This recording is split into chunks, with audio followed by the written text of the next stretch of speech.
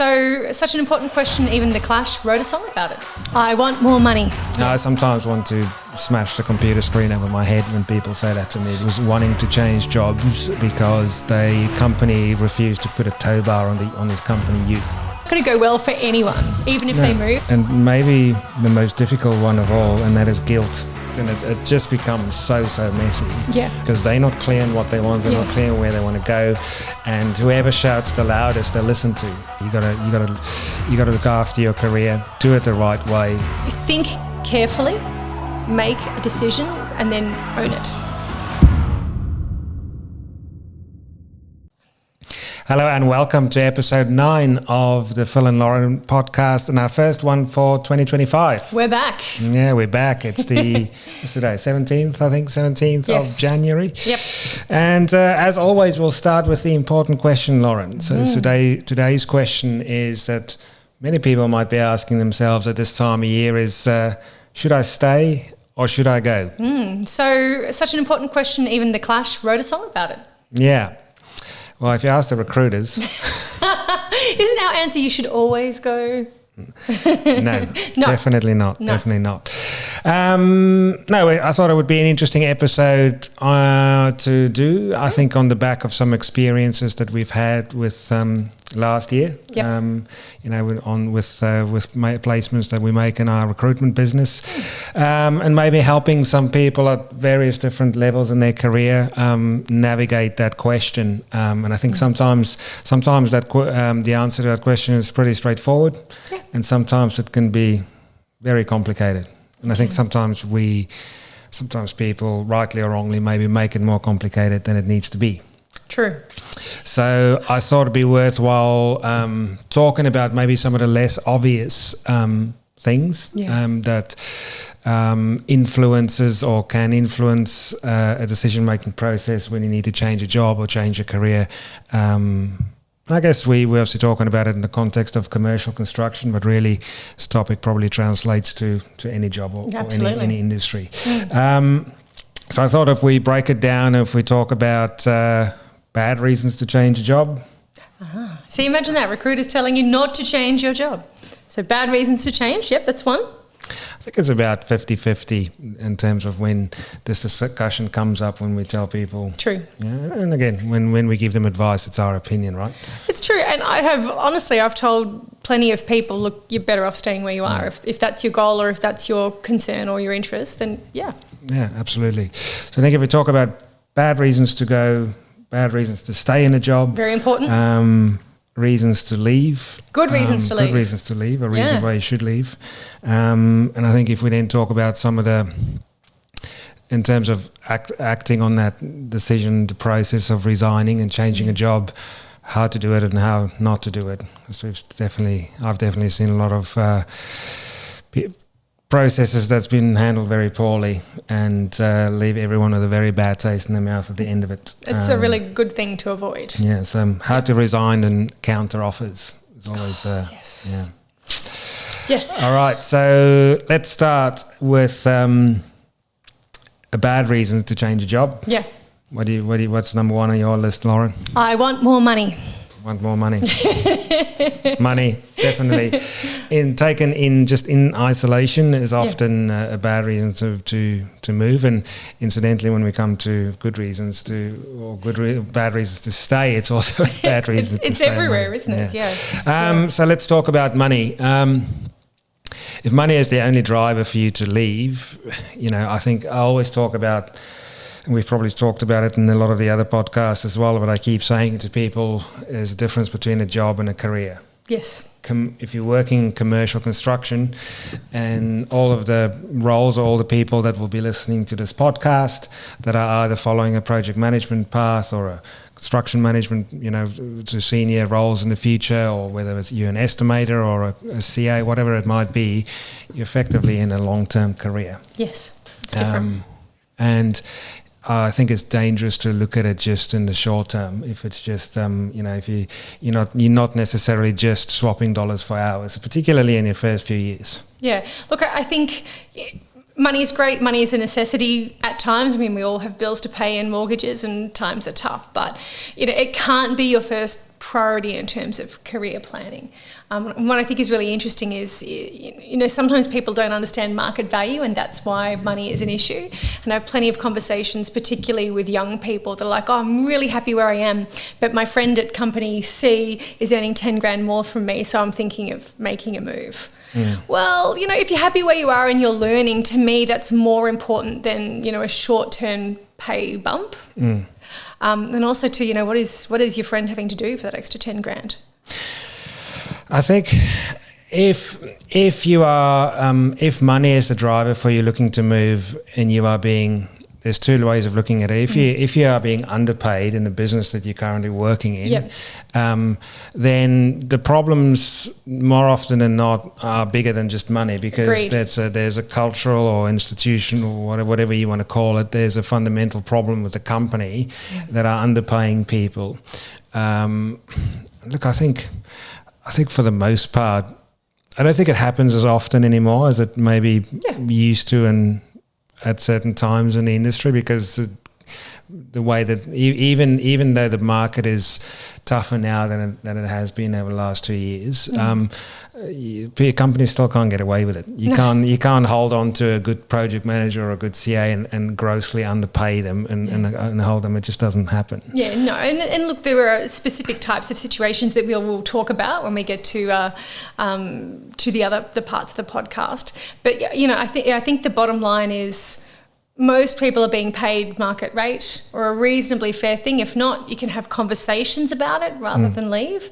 If you're up for a review and you really feel like you've been there for a bit longer and you deserve a pay bump, I would be going down that route. If everything else is good, then have the conversation first. Yeah, I think where most people find themselves is that they started a job on a certain salary, and then maybe they were promised something will happen, or they were promised increases and that didn't happen.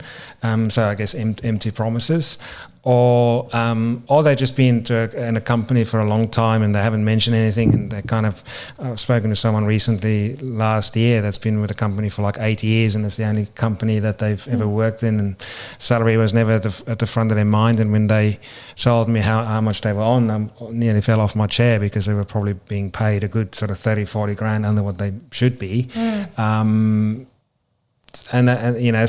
that's a kind of an isolated. It's kind of quite a unique scenario. But I think if you knock on the door, and if you sort of going through your performance reviews, and if the company is promising pay increases and it's not coming, then I'm sure there's going to be other problems as well in the company, and that's maybe then the reasons to move become good reasons to move. Yeah. But while we're focusing on bad ones, yes, if it's a case of $5,000 a year, maybe even 10, and you're happy, I would try having the conversation first, or I would just say, look, my learning, my growth, my day-to-day enjoyment of my job is more important than that.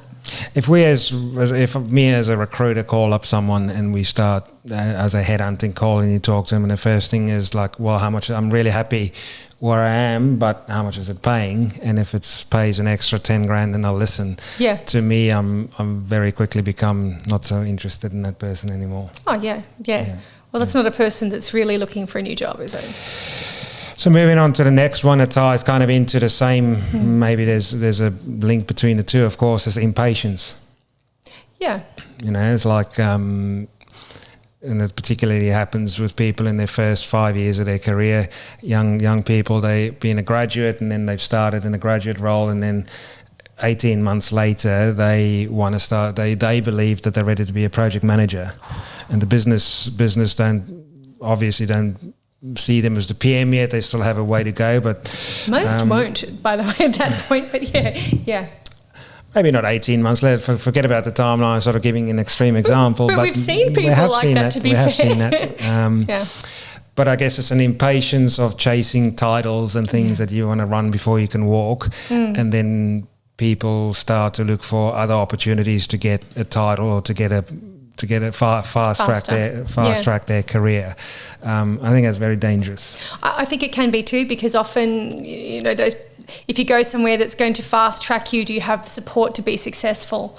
Are you going to be happy there? Again, I think it's things worth having conversations about and reflecting if it takes a little bit longer. but you're happy where you are and you're learning, you're doing things the right way, I think that it's a better choice to stay in that mode. We've seen it. I've seen it so many times where people move to a role where they all of a sudden have a title, and often that title is something like a project manager. But when you actually look at it then in detail, and you look at the company and the projects and what they're actually doing, then you've come to realize that they're not really a project manager in the true sense of a commercial builder. They might be a project manager in that company, but then when they want to move on from there, then people go, well, hang on, you're not a project manager, and you have to go backwards in title, and it all becomes really, really messy. So I think, and we saw this a lot in 2021 and 2022 when the market was so quote unquote hot, like recruiters like to use that term. I don't particularly like that term, but yeah, the market was there was just more jobs than people, and people got whatever they wanted. And look at where that's kind of taken us now. That hasn't always served people well long term. Hasn't served people well, and it hasn't served a lot of business as well. Knee-jerk reactions. That sort of, sometimes when something happens, it's the straw that broke the camel's back, and it's like things have built up and something happens, and you have a conversation with your boss, or something's happened, and it's just like that's the final straw. But sometimes people just overreact on things. They didn't get what they want straight away, and then then all of a sudden they'll start looking for other work or start entertaining other opportunities. I think it's a double-edged sword, but I think it's something that's worthwhile to consider in a lot more detail. Yeah, I think the three reasons we've talked about so far all have a common thread, is that these are opportunities really to reflect, and the idea of a knee-jerk reaction really reinforces that. And if you're unhappy in your role for some reason, think about it. Career choices should be made very carefully, not because you had a bad day or because the person sitting next to you with the same amount of experience got the promotion that you wanted, even though it's still down the track for you.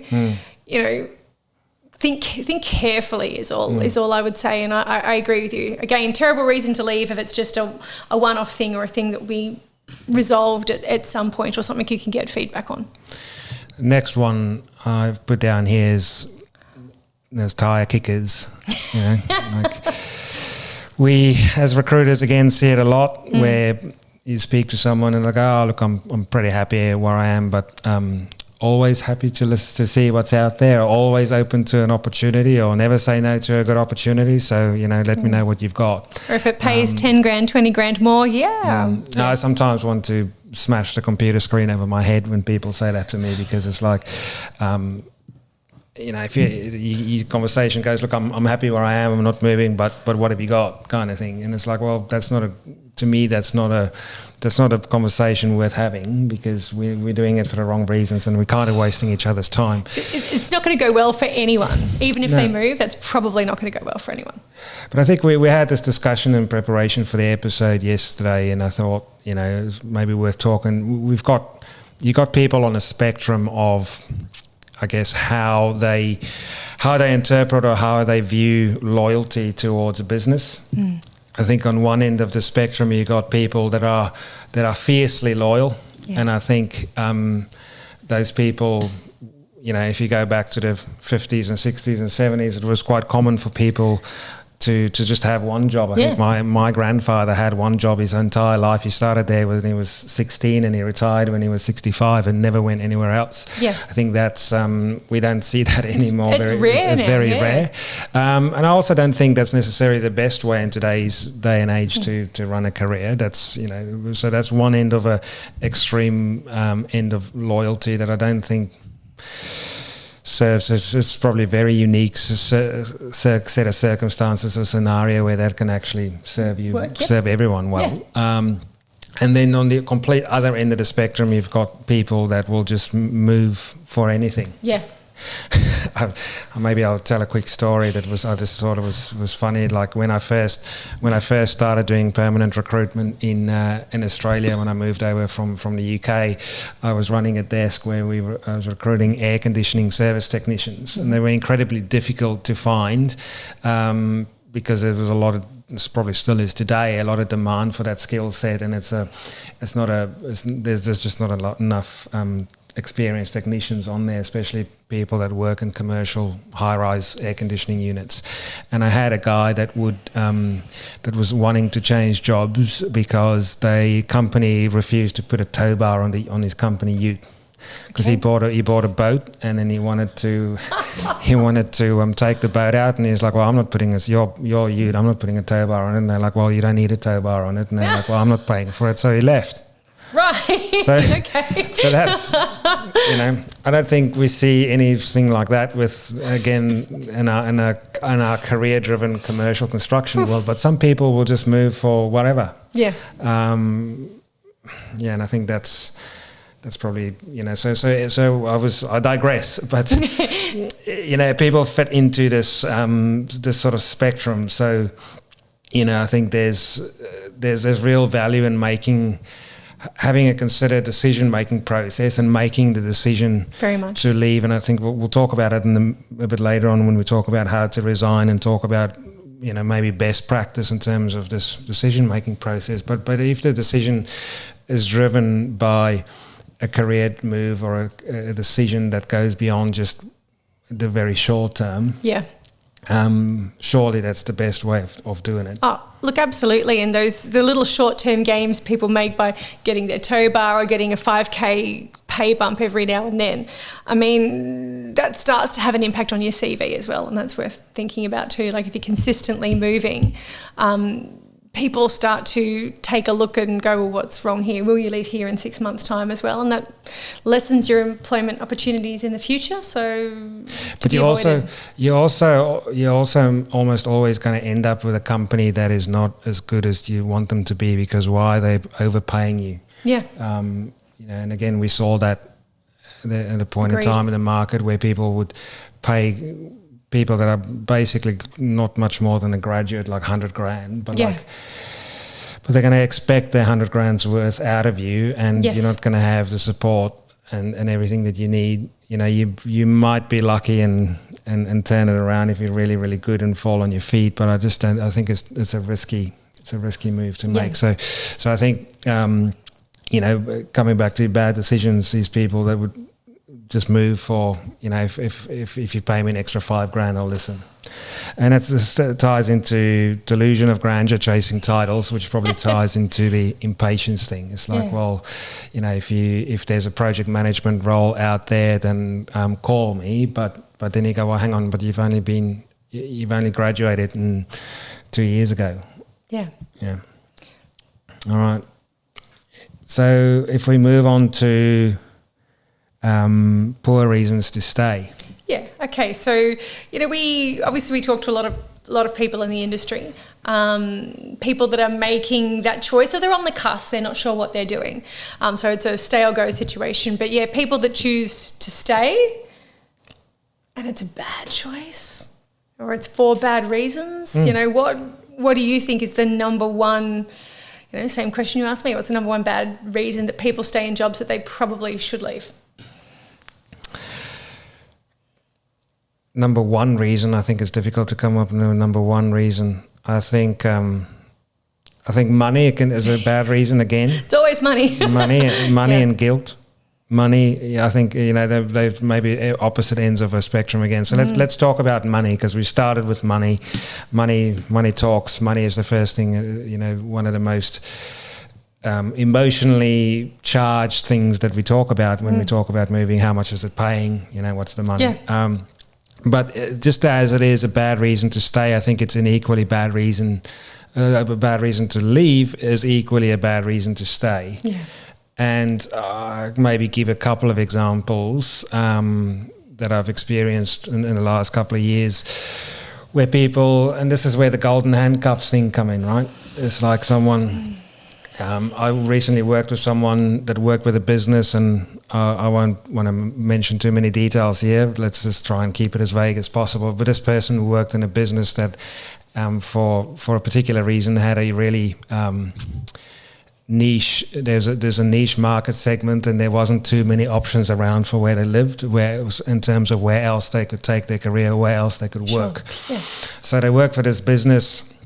And they realised that they hit the ceiling. They realised they didn't need to make a move.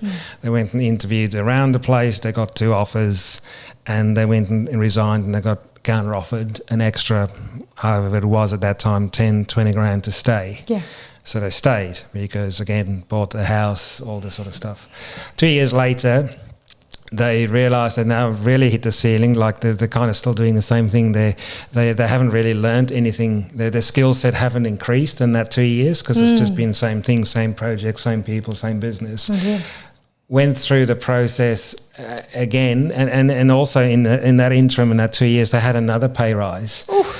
Went through that process again, and the only people that were available to interview them was the same people that they went through the process 2 years ago. Ooh, yep. And what ended up happening was all the companies went, we cannot pay you what you're on at the moment because you're just not worth it to us. And even the gap is so big that we don't even feel comfortable with making an offer to you, even if you're willing to take a pay cut, because we just don't think it'll work. The pay cut would be so big. Wow. Yeah, the pay cut was like 40, 50 grand. So now they are really kind of got nowhere to go because what do you do? Yeah. So that's kind of an extreme and a unique example, but equally there was someone else as well that we recently saw dealt with that wanted to transition in an industry sector from let's call it client side to builder, and again was way overpaid, has taken 2 counter offers over time, and is now stuck. So money is a bad reason to stay if it doesn't match your career goals. Oh, absolutely, and as you said, that'll keep getting worse. You know, be in the same situation, but that pay gap, it'll just get bigger and bigger. And we do see people that are doing that transition that understand that they have to take a little cut to get to where they want to go. Short-term pain, long-term improvement in circumstances and opportunity and money eventually.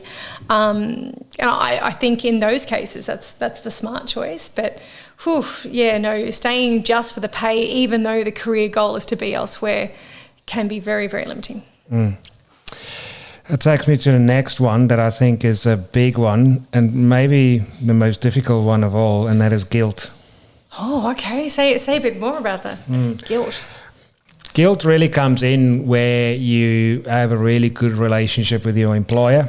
Okay. Yep. And particularly if you the person or the people that you have the relationship with is the business owner, and particularly if those people have given you a really good opportunity. So we've seen it. We've had 2 really real prime examples of that in the last 6 months, where someone started as a graduate or as a junior with a business. That business gave them an opportunity. And they're grateful for that. They're really grateful for the opportunity. They go and work there. They get given mentorship. And then the lines become blurred between...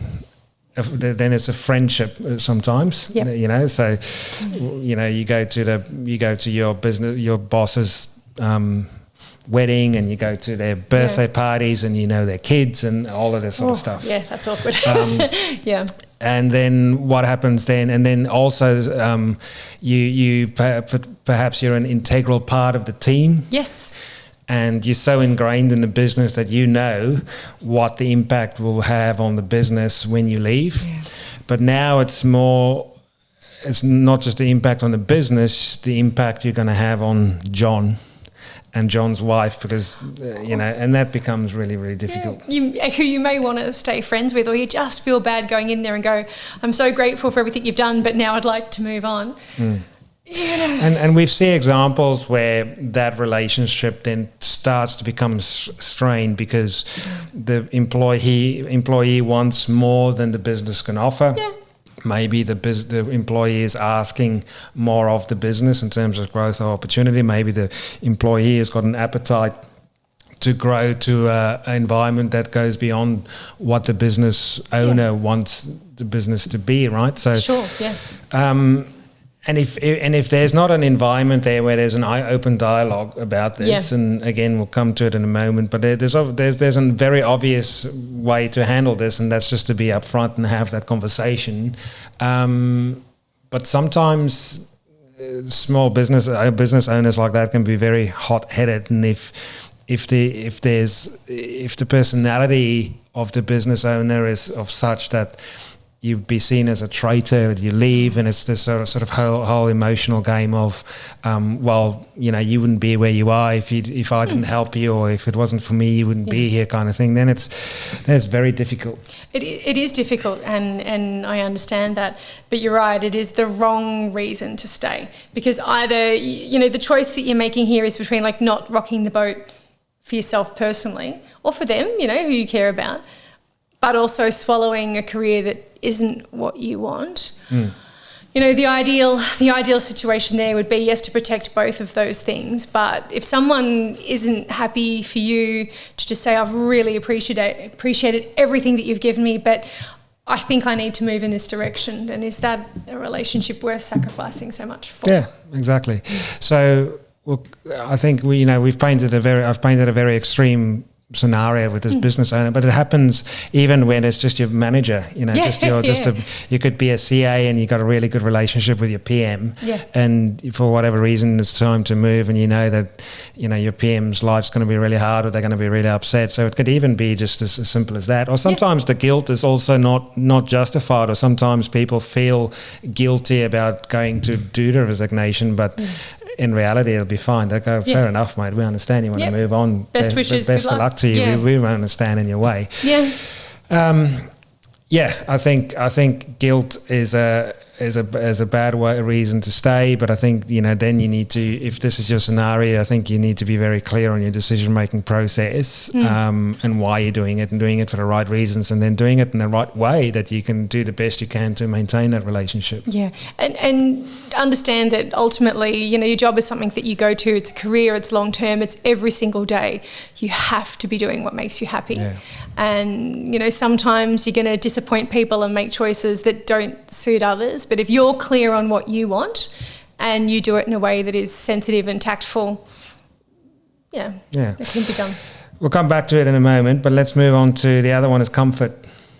Good old comfort zone. Like I really want to do this, but it's just easy here because it's close to home, or it's easy here because it's kind of not hard anymore because I've been doing it for so long. Yeah, but I think it depends on what you want out of it, right? And I think one of the other podcast episodes we want to do, and we talk about, asking the question, well, who is successful in construction, or what makes someone successful in construction? Well, it depends on what's your definition of success. Sometimes you can't have your cake and eat it. You got to decide what you want to do. If you like comfort and you're kind of happy in your job and everything is cruisy and good, and then there's no point in, if it's not broken, that's success for you. If it's not broken, why fix it? So, and there is nothing wrong with that. There is nothing wrong with going, I do these projects, I know how to do them, I come to work, I can manage my life like this. I don't need to always be pushing. That's totally fine. I think everyone's got their own perception on this. I think that I don't think my personal views, I don't think everyone has to aim for the top, be the best project manager and aim for the highest salary and the highest title. I think if you're happy doing what you're doing a good job, and and you want to stay in your comfort zone because that's what success means for you, then go for it. But if you know in your heart of hearts that you really want to move on, and you keep putting it off because it's just comfortable where you are, and that ties into the next one, is fear. There's the fear of the unknown, fear of not knowing what's next, particularly if you've been in the company for a long time. It can be difficult if you've been somewhere for a long time and you know that you want a particular opportunity and it's presented to you, to sort of go, will the new thing be better than the other? But again, if you really want to make that move and you've done your due diligence, you feel like the company could be a good fit, then don't let fear hold you back. Yeah, but often if you sit in a comfort zone, if you stay somewhere because it's comfortable or because you're scared to move, more often than not, then you get somehow circumstances give you a kick in the backside and you get moved on. Either you moved on or something happens that pushes you. I think you're better off making that decision off your own back at the right time. And I think too, if you make the decision yourself, you've got the time to find the right next thing. Whereas if the circumstances push you or there's a knee-jerk reaction in some way, shape or form, that's where people make decisions that aren't great either. So then the other one is empty promises, short-term fixes. It always comes in with the counter-offer situation or, when someone's threatening to leave or as a resignation, put a resignation in or in a performance review. Again, we just sat down with someone again last week that was being promised this, that and the other for 2 years. It just never comes. Yeah. No, I think you need to have a bit of give and take there. If the business is doing the best they can, maybe they've promised you to run a project, but then the project just hasn't come in, or they, through no fault of their own, then you've got to make a decision as to how much leeway you want to give them, or how many chances you want to give them as an employee. And I think you've got to be a bit sensible there. But if it just keeps being promised and then nothing ever happens, then you're going to make a call at some point. Yeah, nothing ever changes if nothing ever changes. And if they are never following it through, then why would they? Why would they? And if it just comes in, and if the short-term fix is just to chuck you an extra few dollars on the pay on your paycheck, it almost never works in the long run. Yeah. And then finally, the other reason to stay is titles. Again, seen it so many times where people want to make a transition either within a sub-segment of the industry or transition into commercial construction from a segment that's adjacent to, whether it's client side, whether it's residential, whether it's shop fitting or something that's just sitting on the outside and they've got a big title, they're project manager somewhere else. And you have to go, well, no, you're going to be a coordinator here, and then they just cannot let go of that title. Yeah. The title is a word at the end of the day. It's a label. I think it's important to understand the difference between a job and a word that points to it. Yeah. The title is just a name badge. Yeah. Yeah, titles mean different things in different places. Some people just can't get past it. It was particularly if they feel like they've worked hard for that title. They probably They finally get the title, and then they have to go back to a title that's perceived as less senior or less or substandard. But it's false. It's not real at the end of the day, that title. And this is where, and you often talk about this, that career strategy or that long-term planning has to be really clear in your mind. And the things that you have now, if they're not taking you where they are, then they are empty, in a sense. All right, so let's go on to good reasons to leave. Yeah. The recruiter's dream. We're funny. I felt a bit odd by doing this episode because I think people listen to us and they know we're recruiters and we have a recruiting business, and it's you, as an industry, you've got a bias towards moving people because that's how we get paid, right? I understand that, but I often say to people, fix it. Because if it's broken, if you can fix it first, if there's bad reasons to leave, if there's actually quite a lot of good reasons to stay, but there's one or two things, whether it's money, I try and fix it first. And because I've learned the hard way over time, like if you try and move people on, or you as a recruiter, put pressure on someone, and they know that they should probably be staying, more often than not, it bites you in the backside. Yeah. It's not even worth doing, and it's not the right thing for them. It's not the right thing for the new employees, and the right thing for anyone. So, I think every year that goes past that I do this job, I've become more and more sort of focused on, why are they moving? Yeah. And are these reasons the right reasons? And if they are, the process is normally just easy. The resignation process is easier. Everyone it's just smooth. Yeah. But if there's all this sort of ugly stuff connected to it, then it's normally difficult. It's a difficult, stressful, unpleasant process that normally ends in tears. Yeah. It's true. And we actually get a lot of phone calls from people that just want to pick our brains about things like this, you know, and we'll often be upfront that they're not sure that they want to leave, but A, B and C are happening. And that's okay. We don't mind sort of being a sounding board or sharing what we know about these things. So, and I guess that's why we thought we would do this today, because we do get plenty of phone calls like that. Yeah. So good reasons to leave. I think it's the obvious one is, you know, and the best one is probably for growth. You've hit the ceiling in the business. There's a lack of opportunity, whether it's the business's size or the project or whatever it might be, and it's like it's really time. And you know, most of the time when you walk into your employer's office to resign, they'll go, "Fair enough, mate." Yeah, you know? Yeah. We can't offer you that. Understand that you want it, and that's everybody is okay with that. You can take your time to find the right thing because you handle it well, which again, you know, we'll talk about. But yeah, I think when you're sitting somewhere and you're like, yeah, you know, this is good, but I'd really like to move here, that's the best time to go. Yeah, and I think the best way to do it is if you've got real clear career goals and a real clear path that you want to follow, then, you know, your next choice is going to be clearer, it's going to be smarter, and you can justify the move. Not that you need to justify it, but you can do, and it's all clear. And when that's clear, you don't fall victim to some of those things we talked about, like the fear and the comfort zone stuff. If you're clear about what you want, those things won't hold you back. Yeah, and then there's also not this indecisiveness about, should I stay, should I go? It's like, all right, this isn't my plan. Yeah. And if you should be going, it should be reasonably clear for all the reasons we're about to talk about. Yeah. Toxic environment, culture, I think that's pretty straightforward. I think we spend, you know, ridiculous amounts of hours a day in our job. If it's not for you, if, you know, you don't fit in there or if you don't enjoy working there, I think that's a very valid reason to be looking around to make a move. You know, whether you've been there for a long time and things have changed, or you've changed even, or whether you've been somewhere for a short period of time and you just know that it's not a good fit.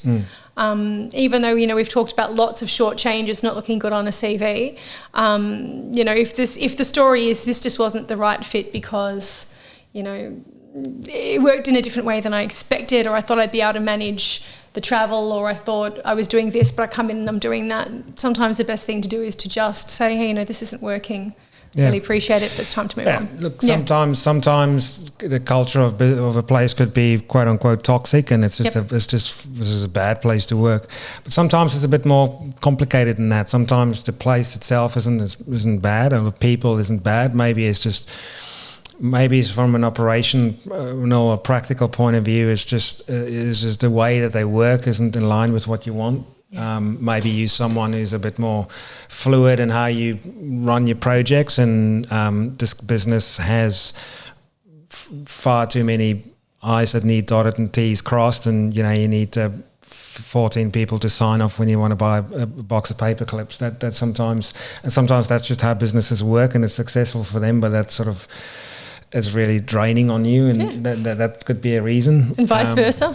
You're very systems oriented and you're somewhere very fluid and you're like, I can't go. Or sometimes some businesses can have cultures or environments that are just quite unique, or at an extreme end of the scale, where everyone is on the beers every Friday night, and if you're not there, you kind of feel, you know, it's a complicated subject. But I think if you don't feel like you're part of the team and you fit in and slot in and it carries on for too long, then it's probably time to look for somewhere that's going to work better for you. And look, every team has its own kind of unique culture, and if that doesn't gel with you, then being taken advantage of, and this comes to a good reason to move for money. If people, you know, you purely just come to become aware that you're being taken, people are taking the piss out of you, you're getting paid. You're getting paid a small amount of money to do a lot of work, or a lot of stuff that you shouldn't be doing. So it could be either being, frankly, just being underpaid. Then there is normally, like I said earlier, there's going to be bigger problems than that if that's the case. It's true. Or you're just being, you at your level, you're being asked to do things that you shouldn't be doing. And I think there's, you know, I think that sort of attitude of that's not my job, that's not what I'm talking about here. I think people in this industry that do well will turn their hands to anything and be quite, sort of go-getters and get stuck into things to help their team out. But if it's like, if you're doing 4 people's jobs and you have done for the last 2 years, and really they should be, this is a $300,000 overhead. If all these people were employed to do a job, but you're doing it for $100,000, and that works for the business, and then why change it? And you're just being flogged. Yeah. Well. Yeah, and look, we don't exclusively see it with young people, but we often see it with young people, and often young go-getters who take a job in a small company and have a lot thrown at them, and they manage because they have great communication skills or a hunger to learn. And then a few years down the track, they're sort of like, wow, I'm running they might not even have graduated yet, but they're running a project, they're earning $50,000 and they're working 12, 16-hour days. That's a good reason to go. Yeah, we often see it when people start, and they normally they're very good people, good graduates. They start on a graduate's wage, and then all of a sudden they're doing a senior CA/PM's role on $70,000, and they're doing it for 2 years, and they're like, wow, okay, well, you really you probably shouldn't. You're getting it done and it's working, but it's probably bad practice. Yeah, because there's no one that's teaching you, and that's just being taken advantage of. It's a good way to learn to a point. It's a good. I think something like that could be a great learning experience. Thrown in the deep end, and you actually manage to swim. You'll learn a lot. But then, if you stay there for 5 to 10 years, then it's going to be damaging. Yeah, and it's that when you try to move on, a short amount of time there gives you a lot of experience and a lot of things to reflect on. But when you keep doing it, then someone will be like, we should know how to do these things by now. Someone should have taught you. And that ties into one I put down here, just bad practice. If you know in your heart of hearts that the business you're working with are cutting corners and doing things that you're uncomfortable with from an ethics perspective, or from a, if they're treating people poorly, treating subbies poorly, not paying subbies on time for reasons that are inexcusable. If it's just bad practice, then I just think get out. I left a job for that reason once earlier in my career, and it was just like, I don't want to be part of this. I don't want to learn that way. I'm going to go somewhere else. Yeah.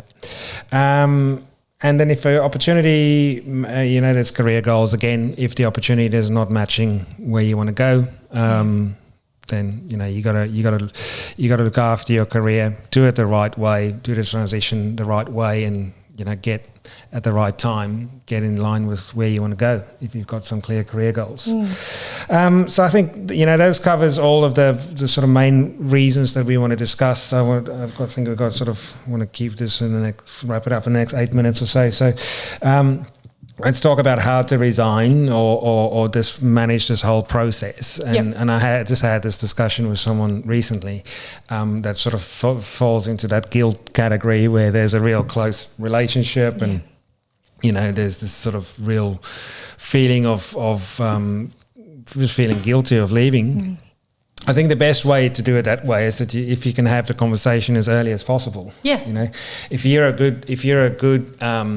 really good at your job in commercial construction, you always find a job, right? And I don't think that you should let go of the fear that you're going to sort of be sitting on the sidelines, not being able to find something. But you will know whether this will work or not, knowing the relationship that you have with your bosses, and also knowing how they'll react. But the best way to do it is if you can keep it above board, sit them down and go, look, I'm going to be looking at moving on in the next 3 months or 6 months for these reasons. I've taken the time, had a good long hard think about it. I want to do it the right way.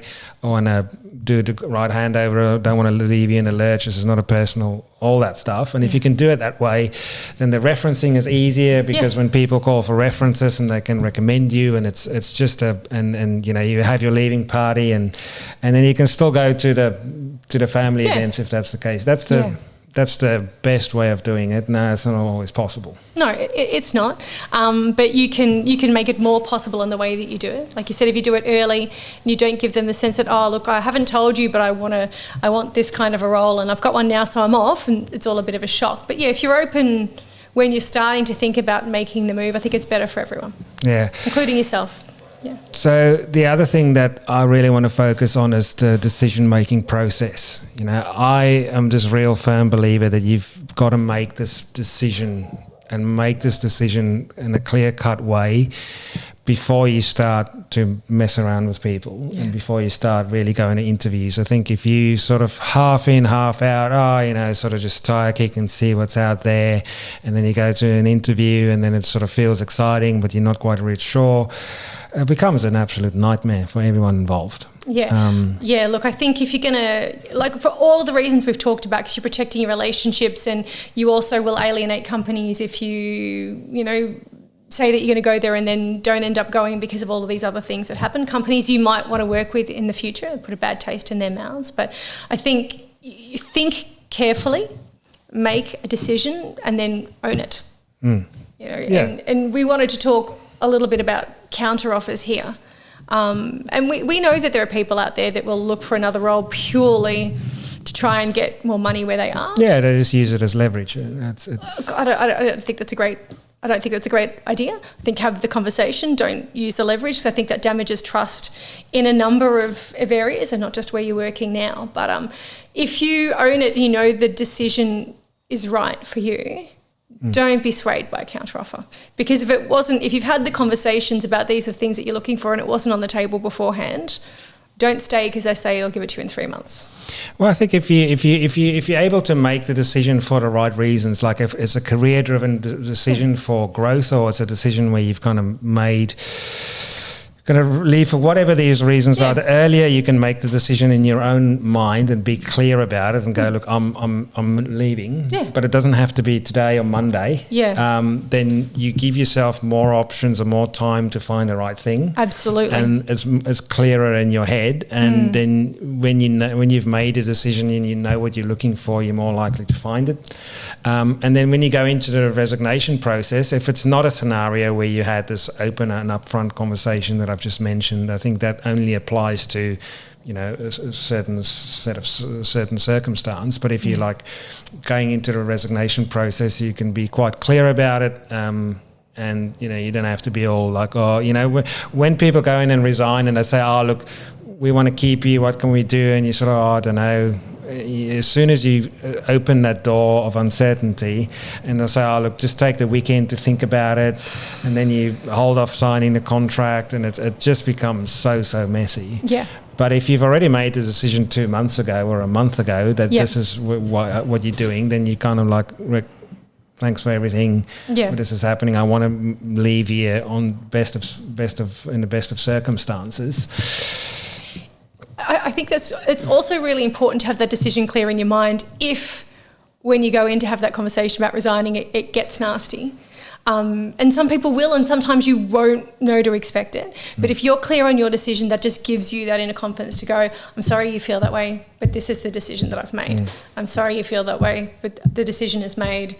And at least, you hold on to that even when they make it hard. I think if you're uncertain about the decision and you need to go and have conversations to make a decision, then have the conversation outside of the context of I'm here for an interview. Absolutely. Or whether people call us. We're happy to have any and all conversations.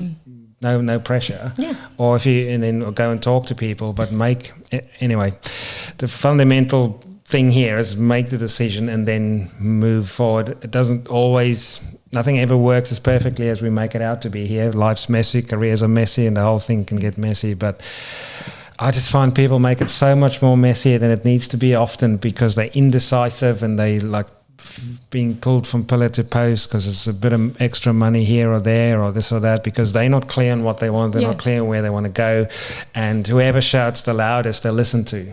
Yeah. And that creates untold amounts of stress and trouble. Even on the person who's making the decision. Whereas if you are clear, this is what I'm doing, then that you can remove yourself from that stress because you've said I've already made this decision. And I think let's close this off. But then everything that we just said, you don't even have to really talk about the counter offer very much because if we get to this point, the counter offer conversation is redundant because. you would have had the conversations about your pay and about your title and about your progression outside of leaving. And if the business didn't entertain it and you decided to leave, then not interested in the counter offer. You've made the decision. Make the decision. Absolutely. So should you stay or should you go? Well, depends. Make decisions for the right reasons at the right time. Yeah, and hopefully if you're asking yourself that question, we've given you some insights to have a bit of a reflection. Yeah. All right. We'll end it here. Thank you for listening. Thanks.